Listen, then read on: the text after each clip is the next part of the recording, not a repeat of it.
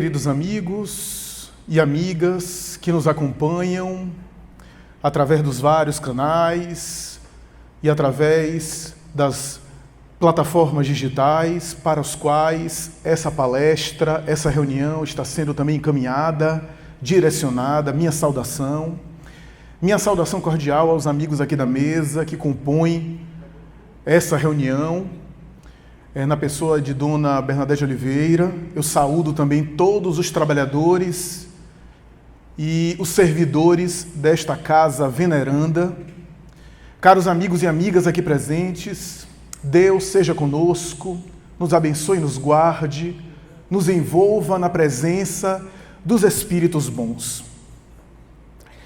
Congratulo de antemão a casa pela escolha feliz de uma obra tão magistral, obra firmada pelo continuador da obra de Allan Kardec por excelência, que é o filósofo e escritor espírita Leon Denis, muito desconhecido entre nós espíritas. Muitos espíritas não o conhecem e quase que ignoram completamente a sua obra. Leon Denis tornou-se um vulto muito importante desde a época em que Kardec estava encarnado, porque ele foi o seu contemporâneo, e agigantou-se ainda mais após a morte do codificador, responsável por divulgar o espiritismo na França, espiritismo que foi muito combatido depois da passagem de Allan Kardec para a vida espiritual. Espíritas foram presos, processados, perseguidos. A Sociedade Espírita de Paris acabou sofrendo ataques e até desmembramentos. Houve suspeita de fraude, houve destruição da credibilidade de alguns. E Leon Denis, em solo francês, e viajando pelo mundo, inclusive liderando congressos espíritas mundiais, se tornou uma referência máxima. Ele que quase não teve oportunidade, dizem as suas biografias, de conhecer diretamente Allan Kardec. Porque na oportunidade que ele deveria travar contato, diz uma das suas biógrafas, com o codificador, com 17 anos de idade, o codificador ia fazer uma palestra sobre reencarnação em Paris, e ele teve a oportunidade de ali ir, mas em função das perseguições políticas de Napoleão III, do regime de Napoleão III, que temia alguma revolução, algum golpe de Estado, era proibido reuniões muito grandes com muitas pessoas, de forma que o movimento espírita se reunia em casas, em residências particulares, e a conferência que estava inicialmente organizada para um local foi alterada em função desse problema para a residência de uma pessoa. E Leon Denis, que era um jovem ali naquele grupo, a maioria de idade mais avançada, foi selecionado para ficar na porta do local inicial, a fim de orientar os atrasados a irem na direção da casa onde Allan Kardec faria a conferência. Ele renunciou, inclusive, o prazer de ouvir Allan Kardec. Mais tarde ele vai escrever: depois da conferência, eu busquei o codificador. E aproximando-me dele, aonde ele estava, na casa onde ele estava, abri suave e levemente a porta do quintal da casa, aonde me havia orientado que poderia encontrá-lo, e o vi sutilmente de soslaio, com a sua esposa, Madame Allan Kardec, ali, naquele quintal, ambos colhendo maçãs, ele retirando maçãs e colocando num cesto, e dialogando conversas particulares com a esposa. E Leon Denis disse: eu não tive o atrevimento de interromper aquele momento de intimidade. Fechei a porta e nunca mais tive essa oportunidade. O verdadeiro espírita. A nobreza moral de renunciar uma coisa importante para não perturbar um momento especial de um homem.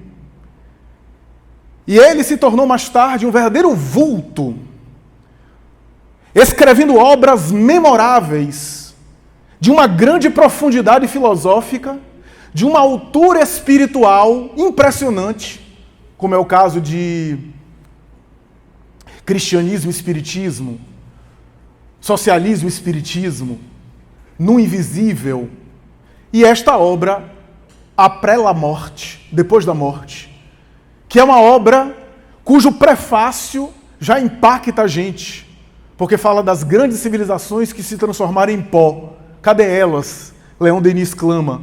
E em determinado momento ele diz: Roma, Egito, Babilônia, onde estão? Tudo se transformou em pó.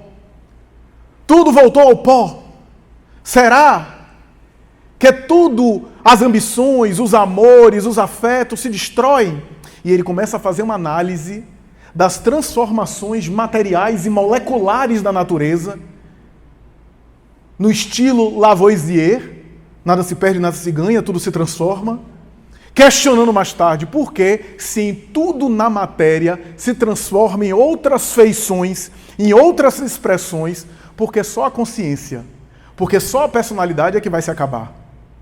E através desse raciocínio fantástico, ele defende de maneira bastante ferrenha, bastante forte, com argumento sólido, a realidade da imortalidade da alma.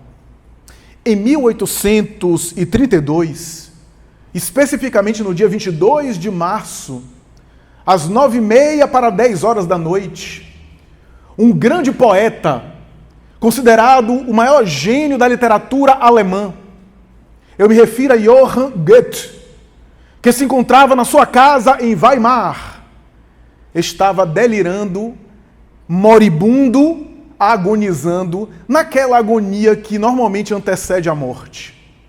Diz um dos seus biógrafos que Goethe, em determinado instante, olhou para um dos serviçais, um dos empregados, e disse em alemão: Mehr Licht, mais luz.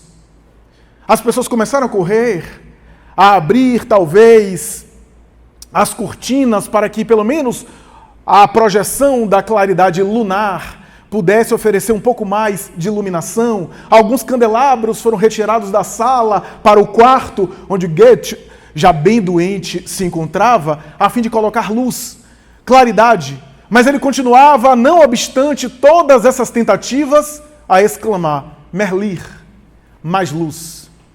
E logo, depois de alguns minutos assim, ele falece. A verdade é que o poeta e gênio do idioma germânico divisava já o portal da espiritualidade, exclamando: mais luz. Já visualizava, para além da sombra de lama e de cinza que caracteriza o sepulcro, o túmulo, a expressão cadavérica do corpo, ele já visualizava a vida estuante, atuante, incessante da realidade espiritual. Algo que é incontestável, porque mesmo aqueles que resistem, ou mesmo aqueles que negam, ou mesmo aqueles que, de alguma forma, entabulam raciocínios de resistências e de defesas em relação à imortalidade, não podem negar que não há uma cultura na Terra, nunca houve uma cultura na Terra totalmente cética. Sempre houve expressões individualizadas de ateísmo, de ceticismo e de materialismo. Mas nunca houve uma cultura que não fosse, do ponto de vista coletivo, religiosa.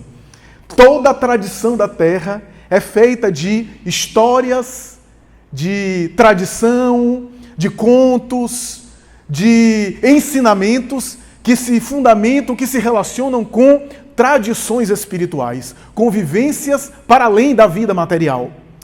O próprio Freud, na psicanálise, em determinado escrito seu, chegou a dizer: parece que o inconsciente não acha que vai morrer.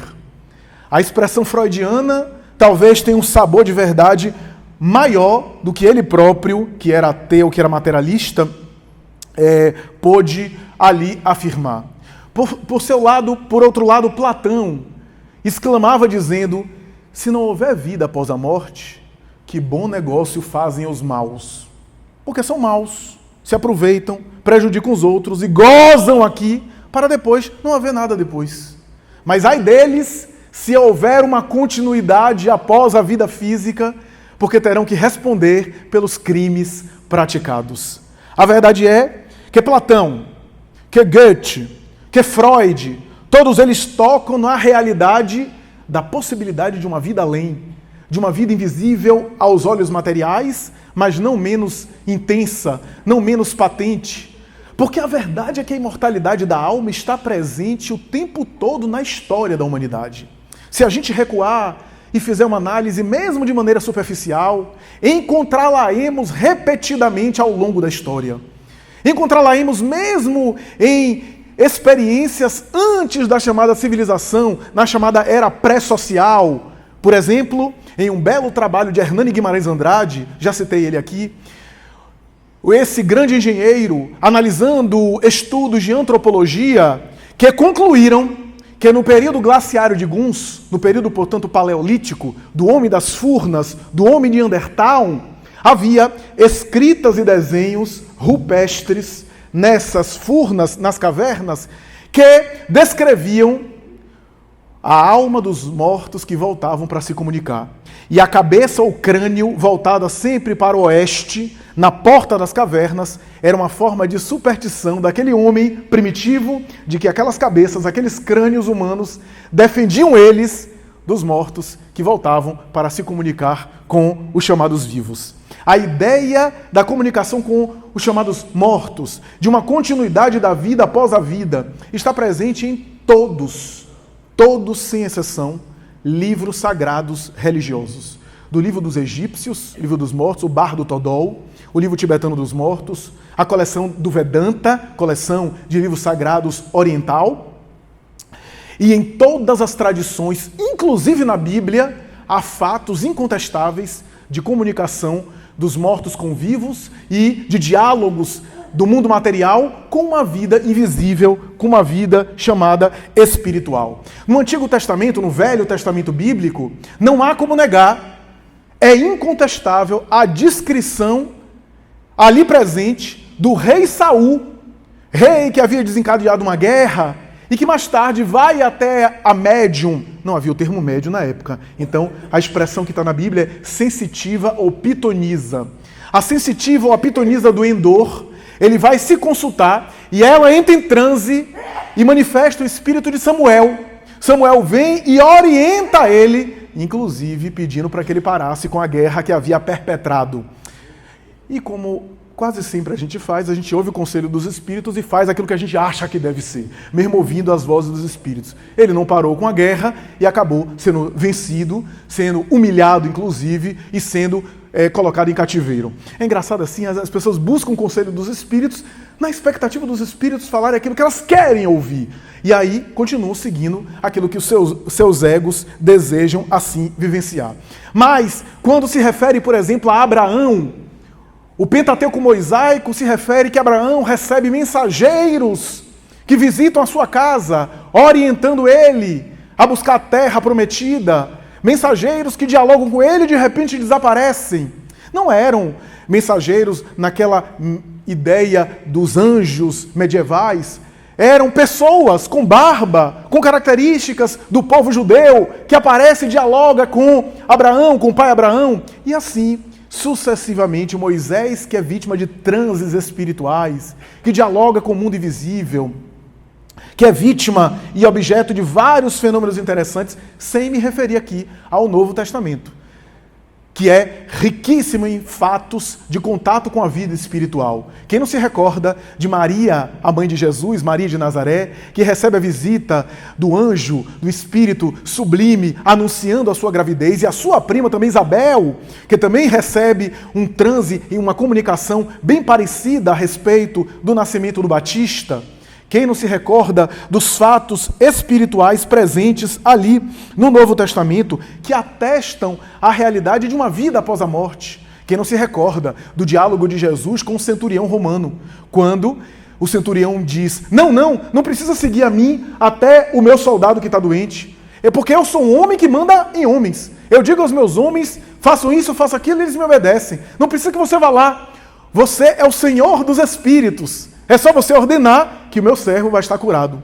Jesus balança a cabeça e diz: uma fé dessa eu não tenho visto aqui em Jerusalém. Vai, o teu soldado está curado. E quando ele chegou lá, ele perguntou que horas foi que o soldado... Quer dizer, fez até uma investigação científica parapsicológica. Queria saber a hora que o soldado foi curado. E foi naquela mesma hora que ele conversava com Jesus. Então, nós temos aí fenômenos espantosos, sem aqui ignorar o fenômeno do Monte Tabor. Quando o Senhor sobe com Pedro, João e Tiago, os discípulos mais próximos, e ali se transfigura. E no momento da transfiguração aparece Elias e Moisés, as duas pessoas talvez mais importantes de toda a cultura hebraica. O grande profeta Elias e o grande legislador Moisés. Ambos já haviam morrido há mais de 500 anos, no mínimo 500 anos.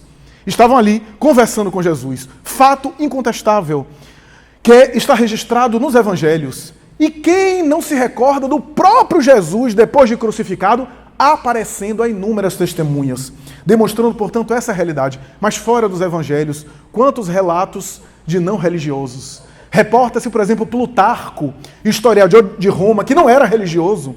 Ele se reporta a Bruto, na guerra do segundo triunvirato romano, que na região dos Filipenses, na cidade de Filipos, antes de ser vencido pelo exército de Otávio, Brutus, na sua tenda, foi visitado por um anjo mau que apareceu e diz: eu te persigo há muitos anos, e aqui na cidade de Filipos, tu serás vencido. Eu estou por detrás daqueles que lhe querem mal, e experimentarás o látego da minha punição. Brutus retirou da bainha espada para golpeá-lo, e diante dele desapareceu ali aquele ser, e ele ficou agitado. Reporta-se Plutarco que ele chamou os seus soldados, perguntando se deixaram algum homem ali invadir a sua tenda enquanto ele dormia. E na cidade de Filipos, ele foi cercado, foi sitiado, foi vencido e mais tarde acabou optando pela morte. Ora, estamos diante de um contato espiritual ali, de uma entidade negativa, inferior, mas com uma capacidade de pré-cognição ou de pré-ciência, de antecipação de conhecimentos. Reporta-se ainda a história, a Calígula, que após morto, alguns pitons e pitonisas passando pelo seu túmulo sentiam-se mal e visualizava uma verdadeira balbúrdia de espíritos se ajogando, se atirando-se ali no túmulo do antigo imperador, tentando retirá-lo do corpo já cadaverizado no qual ele estava preso, numa verdadeira algaravia. Reporta-se a história que Nero, Domício Nero, imperador de Roma, que assassinou a sua esposa Otávia Pompeia, na sua crueldade inimaginável, a pontapés, e ela estava grávida, e mais tarde assassina também a sua mãe, Agripina, dilacerando-lhe o ventre para saber de onde ele havia saído, daí Cesária, de César. Mais tarde visualizava ambas, Otaviana e Agripina, ambas lhe perseguindo no palácio, lhe atormentando nos sonhos, em pesadelos, a ponto de ele tocar fogo em Roma, colocando mais tarde a culpa nos cristãos e criando a Domus Áurea, a Casa Dourada, que era uma forma, na sua loucura, na sua psicose, de que naquela casa de ouro, formada de ouro, ele estaria protegido da invasão vingativa, da perseguição vingativa de Popeia, a sua esposa, e Agripina, a sua genitora, ambas assassinadas pela sua impiedade. Por outro lado, Francisco de Assis, Teresa de Ávila, em plena Idade Média, visualizando seres espirituais, narrando coisas que visualizavam para além do mundo físico. Dante Alighieri, que era levado em desdobramento, fora do corpo, pelo poeta Virgílio, ao inferno, ao purgatório, expressões da Idade Média, e visualizava o mundo espiritual, assim como Teresa de Ávila também assim o fez. Lutero, o extraordinário reformador, que escreveu a Bíblia para o alemão, considerado inclusive o pai do idioma germânico. Lutero, Martinho Lutero, um monge agostiniano, exclamou certa vez que enquanto ele estava traduzindo o Evangelho de Jesus para o idioma popular, para que todos tivessem acesso, tirando do latim, ele via diabos, expressão da Idade Média também, demônios, espíritos ignorantes tentando atrapalhar a missão que Jesus havia lhe conferido. E assim a gente vê o mundo espiritual ali, na presença de escritores, de literatos. Quando a gente lê a obra, por exemplo, de Dostoiévski, epiléptico, alcoólatra, vítima de jogo patológico, viciado, mas também visualizando às vezes fenômenos para além da vida material. Edgar Allan Poe ou Mozart na música, em uma bela carta de Mozart a um amigo seu, que Leon Denis coloca no livro No Invisível, ele diz: queres saber como eu componho? Eu também não sei. Eu sei que às vezes eu durmo, sonho e ouço melodias. E às vezes mesmo acordado, eu ouço melodias especiais e tento colocá-lo na pauta. Não apenas a melodia central, mas todo o acompanhamento da orquestra.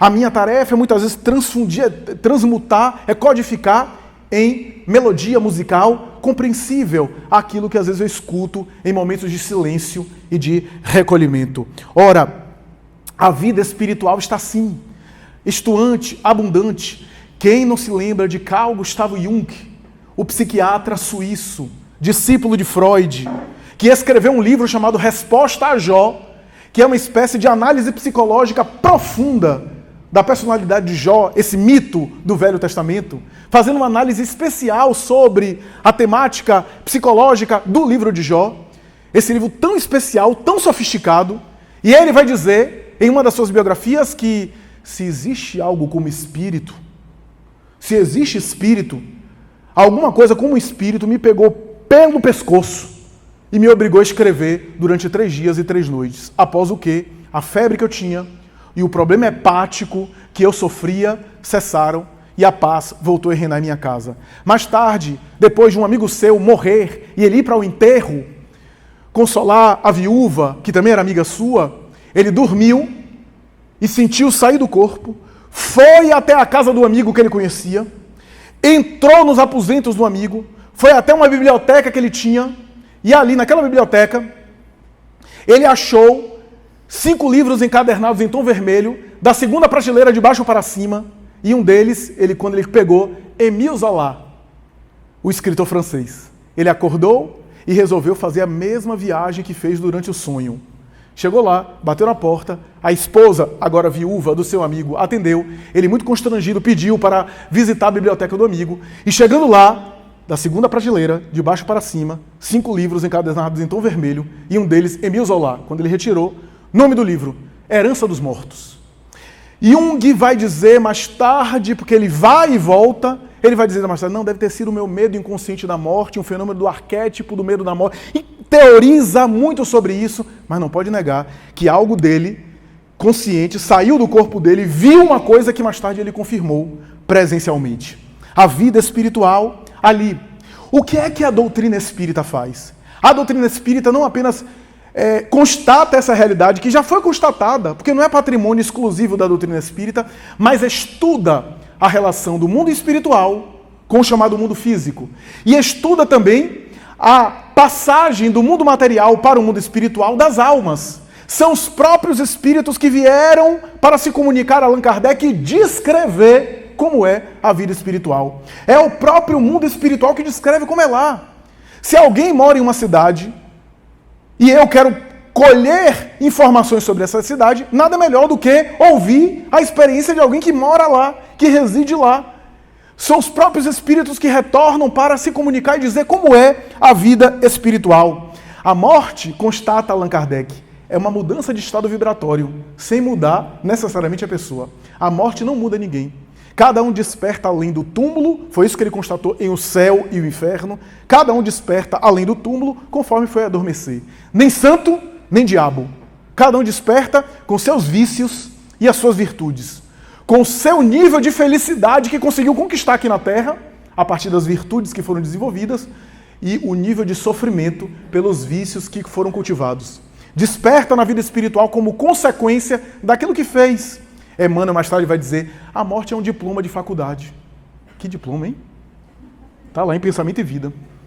Mas eu entendi o raciocínio de Emmanuel. Veja só, Emmanuel vai dizer o seguinte, se você entra na faculdade, passa 4, 5 anos na faculdade, você, mesmo que você leve no oba-oba, você está sendo contaminado por alguma coisa vai ficar em você, daquele conhecimento que foi trabalhado em sala de aula, alguma coisa ficou.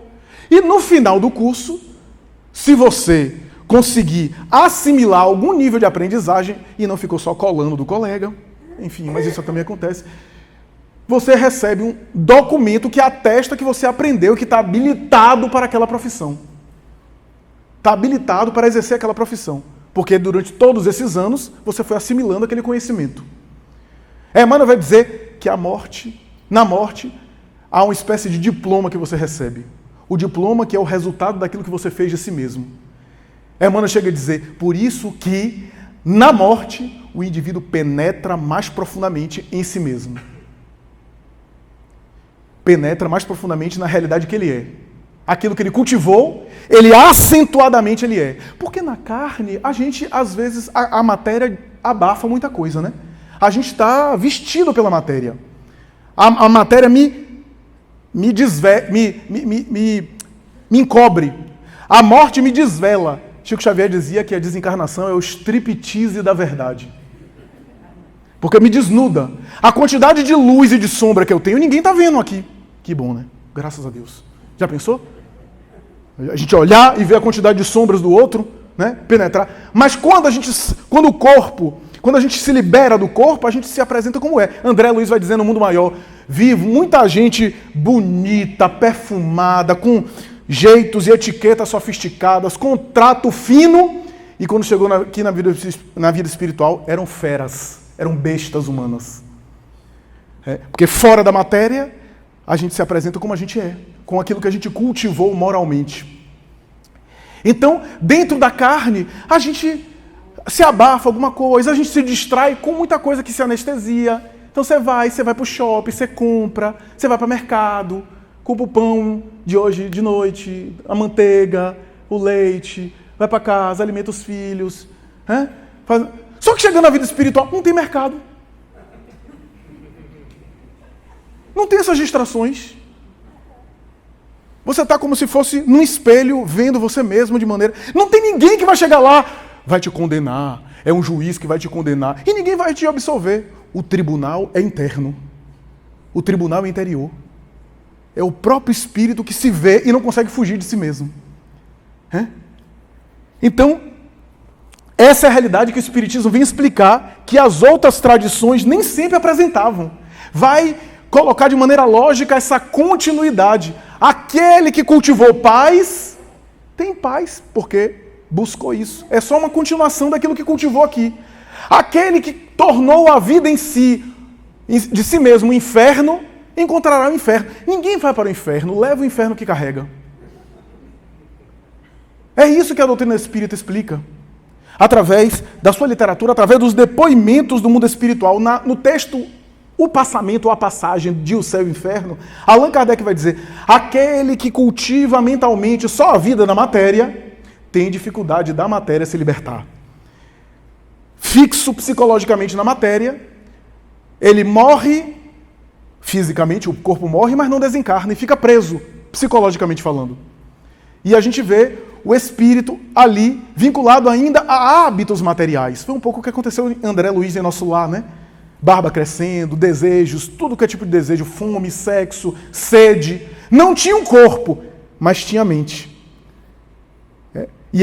O vício é da mente. Já não tinha um corpo, já não tinha matéria, mas continuava com os vícios, que não conseguiu se libertar. Então continuava ali, e sofrendo com esses vícios, encharcado das sensações materiais que ele tanto cultivou. Kardec vai dizer que esse indivíduo que se fixa muito na vida material, ele não se liberta da vida material por ter tido o corpo morto. Da mesma forma, aquele que viveu a vida material, cultivando o bem, desenvolvendo virtudes e não se fixando demais na vida material, tendo as coisas, mas não se escravizando às coisas, não se retendo às coisas. Passa pela vida material e vai desencarnando ao longo da vida, porque desencarnar é se libertar da carne. Morrer é falência dos órgãos. Há espíritos que morrem, mas não desencarnam, psiquicamente falando. Ele vai desencarnando, e aí, o momento da morte é um suave despertar, como alguém que toma anestesia numa cirurgia, e depois desperta e pergunta, que dia é hoje? Quanto tempo eu estou aqui? E vai lentamente recuperando a lembrança, vai recobrando as ideias, como a morte é uma grande cirurgia. Aliás, a cirurgia é de maior porte, né? Porque é a cirurgia que tira o espírito do corpo. Então, é mais ou menos essa ideia que Leon Denis traz. Porque quando Leon Denis aborda o seu texto, ele vai falar não de qualquer desencarnação, Não de qualquer ida na vida espiritual, mas da vida superior. Vida superior que é cultivada aqui, durante a vida física, e para o qual a gente vai quando a gente já vivia uma vida espiritual superior internamente. O reino dos céus está dentro. E ao desencarnar, o espírito acessa esses lugares superiores. E não fica convivendo com o mundo material sem ter mais o corpo carnal, o corpo físico. Então, Leon Denis, no seu texto, A Vida Superior, fala dessas dimensões mais sutis da espiritualidade, que está disponível para nós também. Porque a gente também tem um complexo de coitadinho de achar que só são santos. Só os espíritos assim de luz. Só que os espíritos de luz, você esquece que já foi igual a gente. Eles se tornaram espírito de luz lutando, insistindo, trabalhando no bem, errando. Quando a gente vê um espírito sublime, a gente se esquece que a caminhada foi longa. Até chegar à transcendência e à sublimação, foi uma jornada dura, feita de erros também, de quedas, de dificuldades, até alcançar. Porque quando a gente só olha depois, já olha o espírito de luz, mas se esquece da trajetória. Então esses lugares de região sublime da espiritualidade estão disponíveis para nós. Com o dever cumprido, com o exercício do bem constantemente, com o cultivo de uma vida psíquica mais saudável, porque o que vai movimentar a nossa vida no mundo espiritual é as nossas conquistas psíquicas. Porque não tem corpo, não tem matéria. Então, à medida que a gente envelhece no corpo, que a gente desgasta a matéria, a gente pode ir conquistando aqueles que aproveitam a vida material. Aproveitam aqui no bom sentido, espiritualmente profundo. Vai conquistando o quê? Os valores que vão contar fora da vida material. Os valores que vão contar para ele são os valores do espírito. A nobreza, o conhecimento, o discernimento, a sabedoria e os sentimentos superiores, que se exerce no relacionamento com os outros. Nos relacionamentos com os outros, a relação com o outro é a nossa forma de a gente melhorar moralmente falando. Porque há coisas que eu conquisto sozinho. Leitura, livro, aprimoramento intelectual. Mas há valores morais que eu só conquisto com o outro. Como é que eu vou conquistar o perdão sozinho? Como é que eu vou conquistar a paciência no monte do Tibete, Himalaia, sozinho? Eu quero ver a paciência aqui no trânsito, aqui na Vila Laura. Aí eu quero ver a paciência. Ter paciência sem ninguém te incomodando não é paciência, é tédio. A paciência é uma virtude dinâmica. As virtudes são conquistadas na relação com o outro. O outro me ajuda a crescer sem saber. Mesmo quando seja alguém difícil. Aliás, às vezes sendo alguém difícil é que me ajuda mais. Sem nenhum masoquismo aqui. Mas muitas vezes aquela pessoa que nos causa mal-estar, que me irrita. Por que me irrita? Porque eu estou sendo sempre afetado por aquela pessoa que me irrita. Eu preciso também fazer uma investigação. Por que aquela pessoa me afeta, me alcança tanto? Porque eu tenho fragilidade ainda. Porque se eu não valorizasse, aquilo não me afetava. Então não é ele que tira a minha paciência, ele só me ajuda a colocar uma lupa em mim e eu conseguir olhar para mim no nível que eu estou. Porque às vezes eu me acho tanto, né? Aí quando alguém me tira a paciência, eu percebo que eu não estou tanto assim. Então, o Espiritismo vem nos demonstrar isso. Vem demonstrar que, na verdade, não basta desencarnar por desencarnar. Há desencarnações aos milhares. Mas o acesso à vida superior precisa de um tipo de vida superior enquanto estamos no corpo físico. E quando eu falo vida superior, não estou falando de santidade. Não, se você conseguir ser santo, melhor para você. Mas, se não conseguir, não é a santidade que eu estou falando. É uma vida moralmente correta, é o esforço por se aprimorar. É viver a vida material, mas não viver só para a vida material, só para o gozo, só para a matéria. Viver a vida material, mas como meio para uma finalidade maior. Não estragar a minha vida moral em função de uma ambição material. Colocar a realidade espiritual no valor que ela merece. Porque tudo no mundo material é transitório. Passa. Por mais brilho que tenha, uma hora passa. Será que vale a pena, como diz Joana de Ângeles, sorrir a satisfação do gozo, do ego agora, para chorar, Deus sabe quanto tempo depois?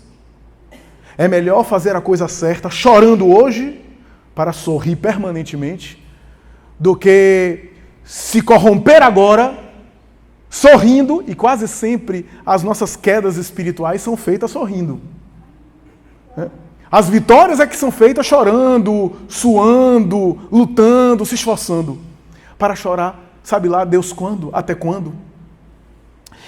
Então, o Espiritismo vem nos demonstrar essa realidade. Vem dizer que não basta desencarnar, mas acessar a vida superior. E Leon Denis, na parte final do texto, fala que essa vida superior acessada torna clara a hierarquia dos espíritos. Aqueles espíritos mais avançados, aqueles que estão na retaguarda. A vida, de maneira geral, é feita dessa escala. Há sempre espíritos na frente de nós, que estão nos ajudando, e às vezes há espíritos na retaguarda nossa, que nós estamos ajudando. Daí a gratidão por ser ajudado faz a gente também ajudar sem esperar retribuição, reconhecimento. Como um dia nós fomos ajudados e não necessariamente a gente retribuiu. E aí ele fala dos anjos de guarda, tese que está na Bíblia e que o Espiritismo confirma. Os benfeitores espirituais, os espíritos bons. Eu lembro de Chico Xavier, quando Emmanuel apareceu a primeira vez. Está lá na obra de Clóvis Tavares, 30 anos com Chico Xavier. Emmanuel aparece e diz assim, descansa por agora. Ele estava com problema de saúde. Descansa por agora. Porque quando estiveres melhor, eu pretendo escrever por seu intermédio, colaborando na difusão da espiritualidade. Tu não te lembras de mim hoje, mas nós nos conhecemos e o nosso amor, o vínculo que eu tenho com você, de coração para coração, se perde na noite infinita dos tempos. Estou contigo para onde tu estiveres e colaborarei contigo, inclusive amparando você. Descansa por agora, que logo mais saberás. Os anjos da guarda são irmãos mais velhos. Há alguns que viveram conosco, que estiveram conosco, mas que aceleraram o seu progresso e a gente ficou na retaguarda. Quem não sabe da história de Ivone Pereira com Charles, seu benfeitor espiritual, que era alguém que ligado à sua família, mas ela como claudicou e retardou, ele avançou e se tornou o seu benfeitor espiritual. Eu sempre gosto de citar Charles, porque assim, é o único exemplo assim que os homens se salvam, né? A maioria dos exemplos é Lívia e Emmanuel. André Luiz acabado e a mãe de André Luiz resgatando ele. Quase sempre as mulheres estão melhores que a gente, né? Então, essa é a minha esperança, né? Quase sempre o homem chega no mundo espiritual pior, né?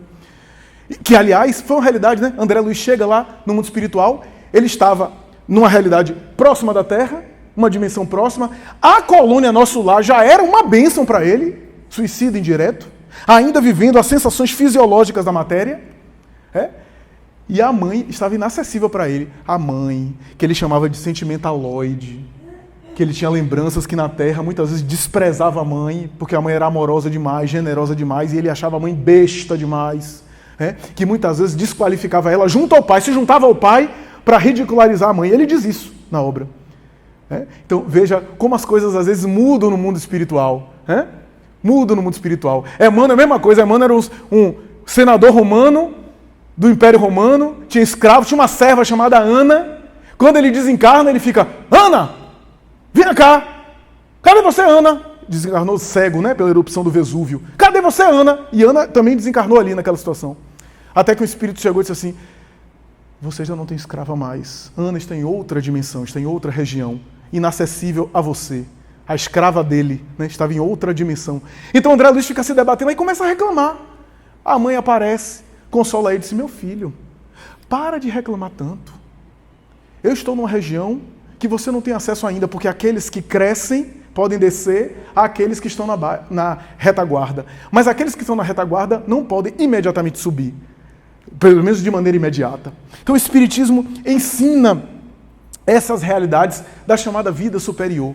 E Leon Denis conclui o texto falando que quando a gente pensa nessa vida melhor, nessa vida espiritual melhor, nessa vida moral melhor, essas informações nos consolam, porque por mais que a gente viva aborrecimentos agora, o que é isso comparado com a vida espiritual que nos cerca. Quando Lívia desencarnou devorada pelos leões, no livro há 2000 anos, ela desperta no mundo espiritual e ela é tomada por uma emoção tão grande. Amigos queridos, entes queridos vêm recebê-la, a sensação de bem-estar numa região impossível até de definir. Leon Denis fala isso no texto, né? É impossível de definir esses lugares muito sutis, porque a gente não tem nem referência aqui na Terra, no mundo material grosseiro ainda. E aí Lívia desperta no além, naquela situação, e ela diz: se eu soubesse, eu teria entregado a minha vida e sacrificado a minha vida muito tempo antes. Não teria demorado tanto. Se eu soubesse que era isso, a percepção do espírito fora da matéria. Então, Leon Denis vai nos convidar a isso. Vale a pena fazer o bem. Vale a pena tolerar alguns aborrecimentos. Vale a pena não estragar sua vida espiritual pelo suicídio, pela rebeldia, pela viciação, pela agressividade, porque isso vai gerar uma coisa muito pior que você vai encontrar lá adiante. Você vai complicar sua caminhada espiritual. Essas realidades são incontestáveis no texto de Leon Denis. Muito obrigado, muita paz.